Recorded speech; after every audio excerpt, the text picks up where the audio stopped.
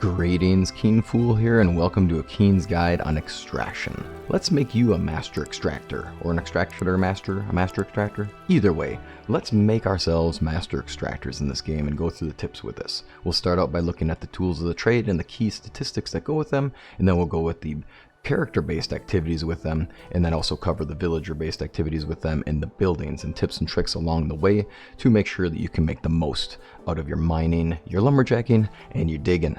Let's dig in. So first off, you're going to have tools at different levels. Of course, always buy technology and they improve as you go. One of the key things to note about these different tools is that there are statistics that we care about the most, which are extraction and durability, and then how much durability we lose per hit. When we look at a tool, one of the key things we notice is the damage, and we see the extraction value. The extraction value, which you're now seeing on the screen, the different values for the different tools for mining.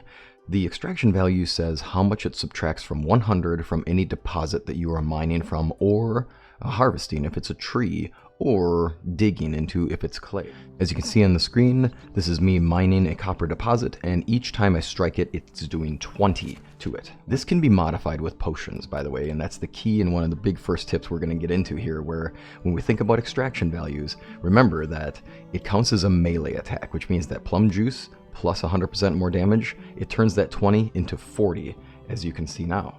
And this is true for all tools in the extraction type, in other words, axes, shovels, and pickaxes. So when you think about doing your mining, your tree cutting, and your digging, remember that having plum juice, plum tarts, plum wine, or potion of strength is going to make your extraction go farther. Even just having a potion of strength and having a bonus 50% more damage, that makes my bronze go from 20 to 30, which will make it so that I have to strike the deposits less, saving me on durability and also saving me time.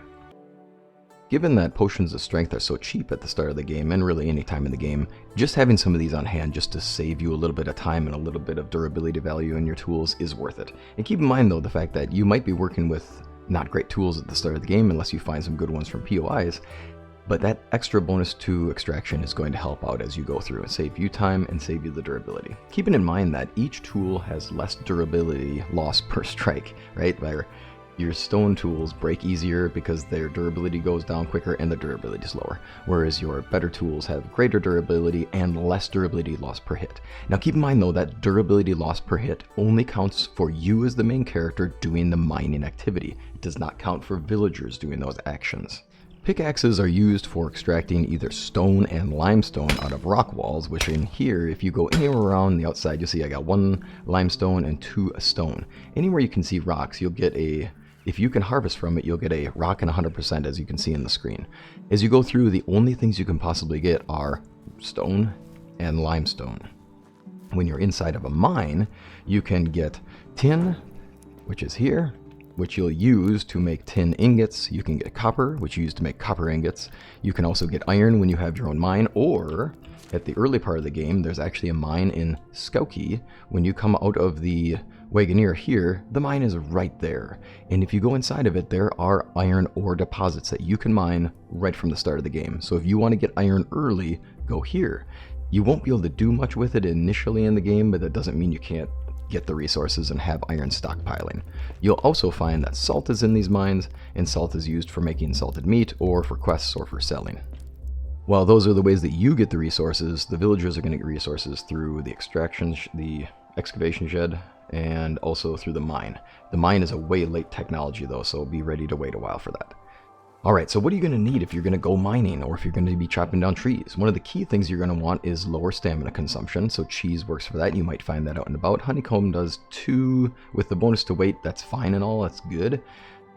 Plums are going to be good, but I prefer to go straight to plum juice, or plum tart is actually cheaper and still does 100% more damage and gives you less food consumption, which, yes, that's a win on all accounts.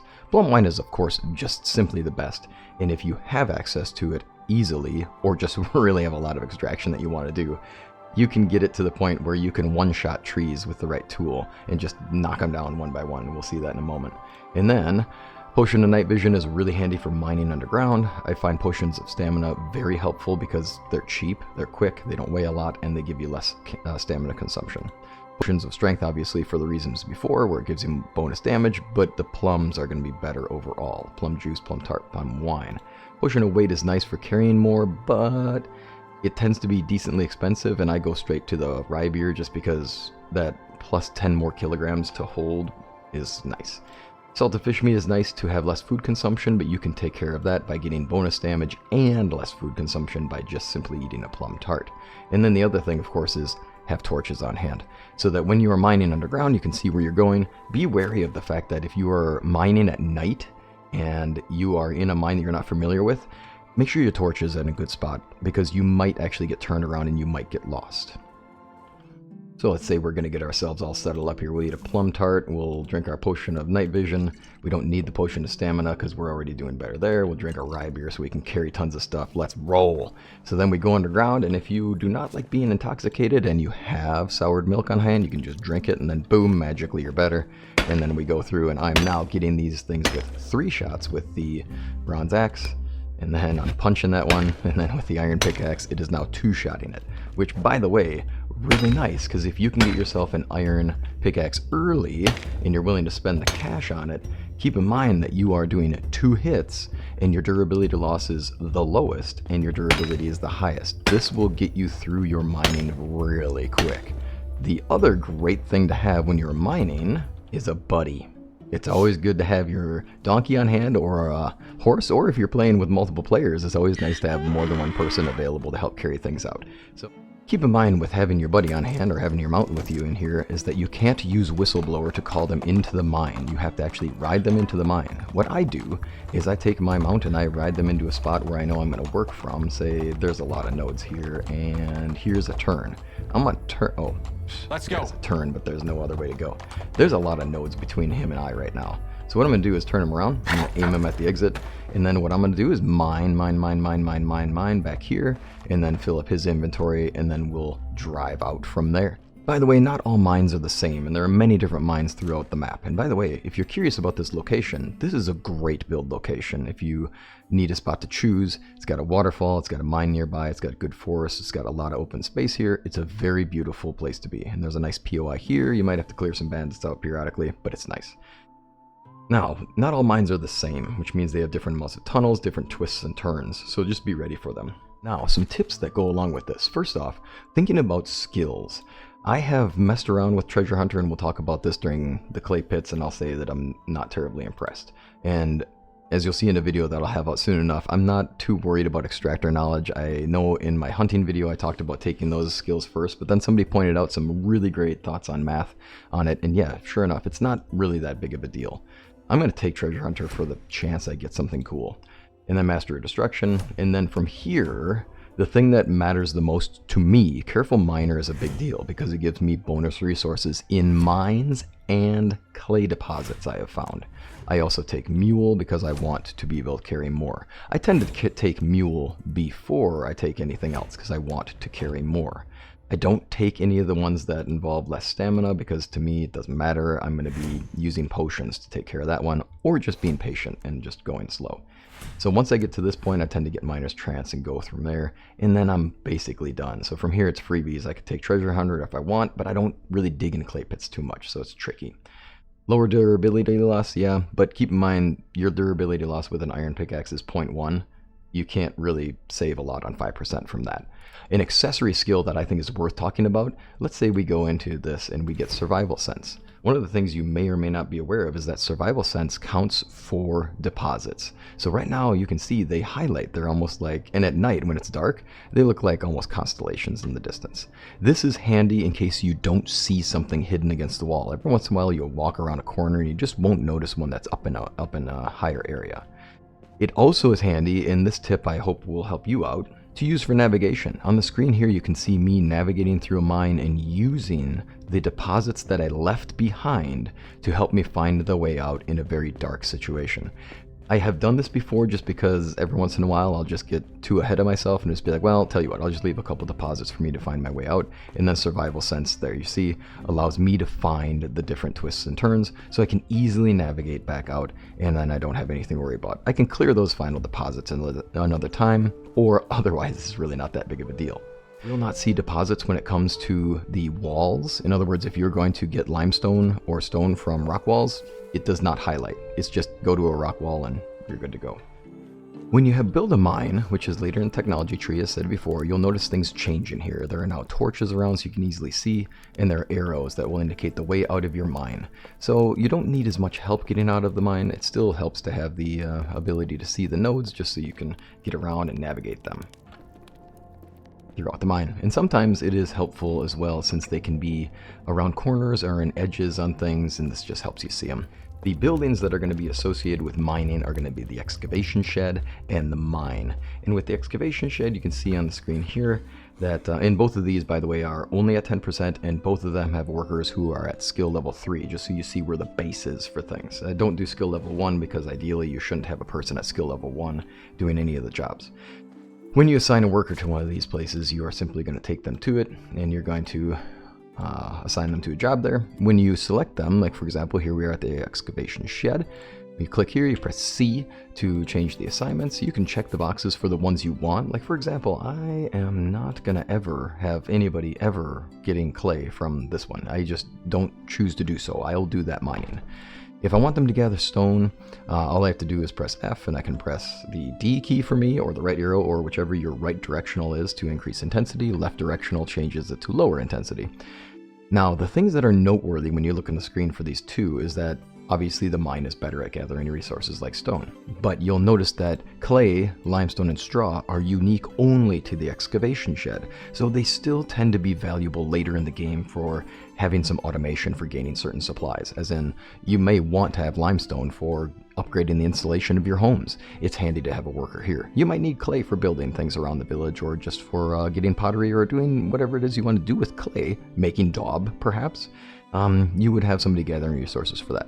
Notice that each of the activities takes a durability. So with the pickaxe, it's a 2 durability for any of your mining efforts, and that is true for all mining efforts. They always take away 2 durability.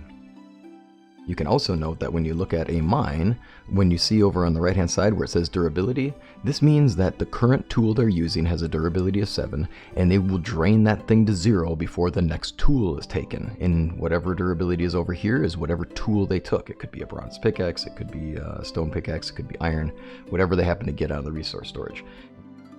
When you think about how long will these tools last, first off, you can see here durability is 70. This must be a stone pickaxe, which means that this will last for 35 items. I will get 35 resources from it, since 2 durability per use, right?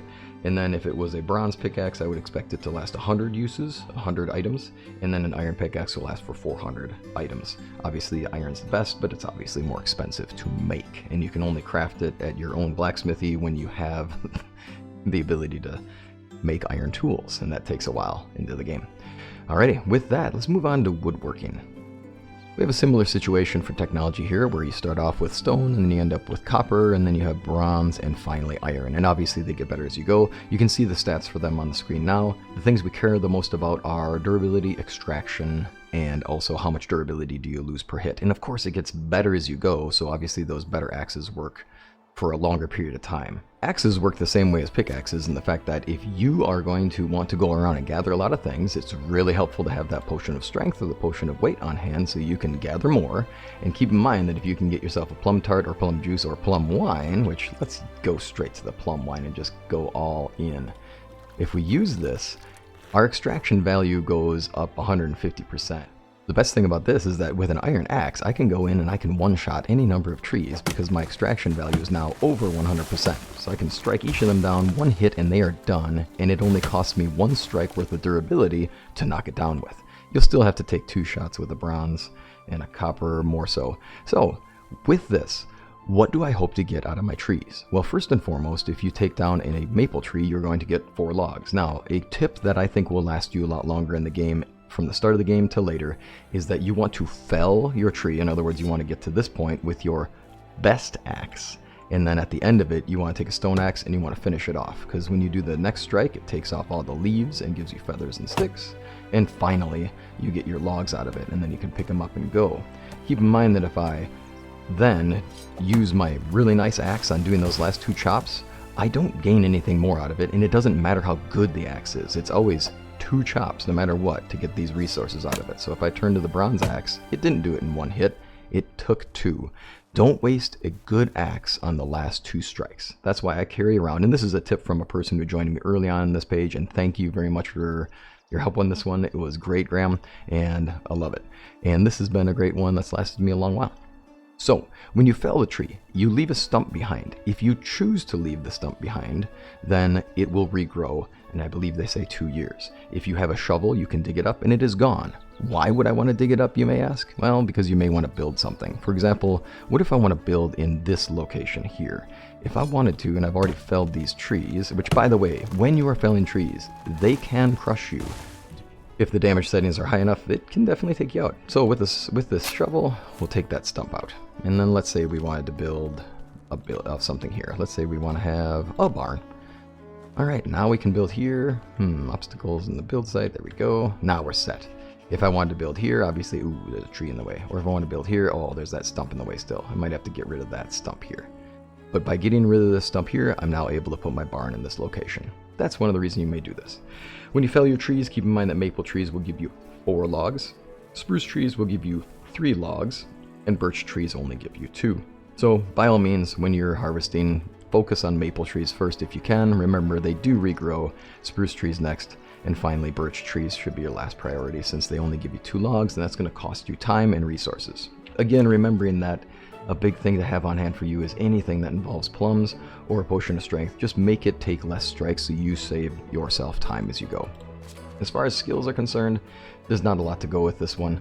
You don't get bonus resources for felling trees with any of these skills. It's just you get 4 logs for maple, 3 for spruce, and 2 for birch, and 1 always for a stump. It's helpful to have mule. And you can, if you do a lot of woodworking, you can get woodcutter's trance, but honestly, by the time you get this skill, you're going to have most of your villagers doing this work for you in the woodsheds. Speaking of woodsheds, Woodshed 1 is on the left and Woodshed 2 is on the right. With Woodshed 1, you can only assign 1 worker, and it does produce less, but not by a significant amount. And Woodshed 2, you can assign 2 workers, and it produces more, but again, not by a significant amount. The woodshed is one of the cheapest buildings to make and is really handy in that sense. And you assign your workers the exact same way you would any other building, where you choose the items that they're going to do, and then from there you make them do those jobs. So if I go into here, I have to change the assignments, keeping in mind that logs, it takes 2 durability for an axe, whereas making planks you have to have a log on hand, and it costs you 1 durability per axe. This means that for your axes, you're going to get 25 logs chopped down per stone axe, and 75 for your copper, 250 for your bronze axes, and 500 for your iron axes from your workers. For your planks, you can double those amounts, and that's how much you can expect. Sticks cost you nothing, and they just gather them up. These are useful because you might make a supply chain in your in your village, where maybe you have a worker who's making stone knives, so you need to have a supply of stones, and you need to have a huge supply of sticks. This is a great way to get that, and it costs nothing. You also build a lot of things out of sticks early on, so it is handy. You can have a worker churning logs into firewood as well, which can be useful if you don't feel like doing it. From their planks, I tend to do the plank making just because I don't want to waste. I want them making more logs, then I'll take care of making the planks. When your buildings have been around for seasons, you then can assign seasonal work, and you can decide what they work on each time around. And it tends to get nice to be able to do that and rotate things through.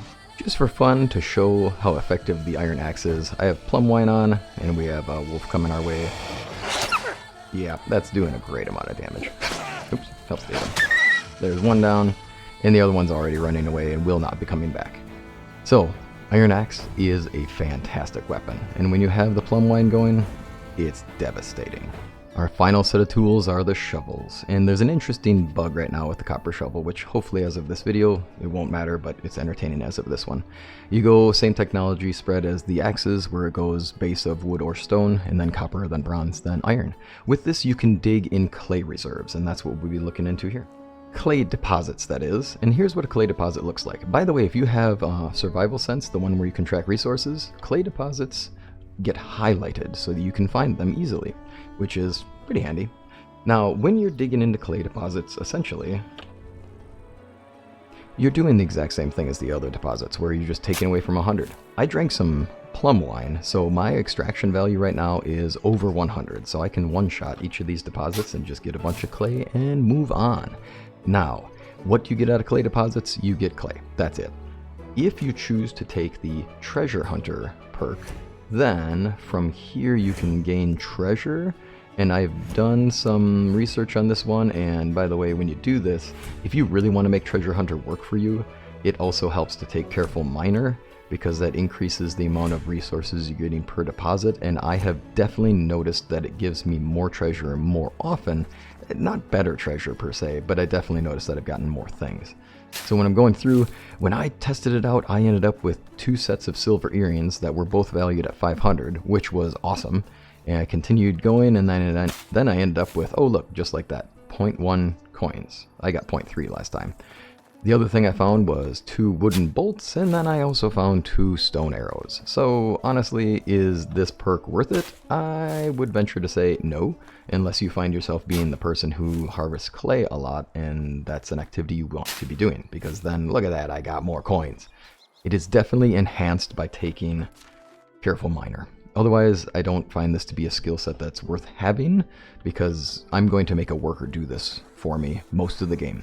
Early on in the game, though, when you're going about and finding clay, if you need it right away, do keep in mind that clay deposits, which are all around the maps, all around the areas, they tend to have creatures by them. Boars tend to be common by clay deposits, and so do wolves. This one had wolves by it. As far as the shovels are concerned with resource management and with excavation, keeping in mind that for all of these, using a shovel is only for clay, and when we look at it, it only takes away 1 durability, which makes the shovel a very long-lasting tool in the sense that it will last you the full duration of your durability. So 30 clay for a wood shovel, 120 for copper, 480 for bronze, and 960 for iron. What's entertaining right now is that the copper shovel, for whatever reason, doesn't lose durability as the character uses it, or at least as of my recording of this video. So you can go around and dig as much as you want in your copper shovel and never break for whatever reason. Something worth noting as well is that shovels don't have a damage rating. Don't try hitting things with shovels. It doesn't work out too well. Thank you for joining me in this video. I hope this has been helpful to you, and I hope you enjoy your extraction actions in this game, because it's a thing you'll be doing the entire game through. And I hope this saves you a little bit of time, or at least simplifies it. Take care until next time.